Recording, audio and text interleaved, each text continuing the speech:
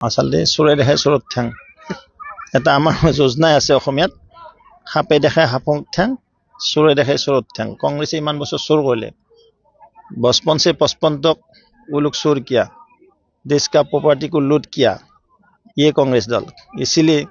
वो लोग any time हर time चोरे देखते हैं मैं कलो कि प्रति समय चोरे देखी থাকে आसलते महान चोर স্বাধীন ভাৰতৰ আটাইতকৈ ডাঙৰ চোৰ হ'ল কংগ্ৰেছ দলটো চোৰো নহয় আৰু তেওঁলোকে আৰু ঠগ প্ৰবঞ্চকো 420 কেছও আছে তেওঁলোকৰ সব আছে সেইটো দলৰ কোনো ডিসিপ্লিন নাই আৰু কি কলো এজেন্টে হয় আইএসআই এজেন্ট বুলি ক'ব লাগিব তেওঁ মৰম প্ৰীতি পাকিস্তান বা বিদেশৰ প্ৰতিয়া কাৰণ নিজে তেওঁ বিয়া কৰে আনছি বিদেশৰ পৰা অসমত দেখোন বোৱাৰী নাপালে এজনী নাপালে তো তেওঁ অসমৰ জাতিক ইমানেই ভাল পায় অসমৰ এজনী ছোৱালী নাপালে তেওঁ যদি ক'লে হয় আমাক আমাৰ গাঁৱৰ পৰা এজনী দিলো হয় নহয় বোলে মই বিদেশত যাব লগা হৈছে তেওঁ বিদেশ প্ৰীতি বেছি তেওঁৰ মই ভমলাটিৰ পৰা এজনী ছোৱালী দিলো হয় চাই যাকে নহওক আৰু কিন্তু কথাটো হ'ল কি গৌৰৱ গগৈ ডাঙৰীয়াই অনবৰত চোৰ দেখি থাকে কাৰণ তেওঁ নিজেই চোৰ যে কাৰণ তেওঁৰ দলটো চোৰ আৰু তেওঁলোকে কি কৰিলে বিদেশ প্ৰীতি কো পাকিস্তানত বেআইনী বান্ধিব গৈছে তেওঁ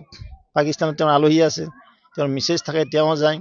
ভাৰত চৰক অৱগত নকৰে প্লাছ তেওঁ পূৰ্বৰ পৰা বিয়া কৰে একবাৰ লণ্ডন নে ক'ৰবাৰ আনছি ইংলিছ কোৱা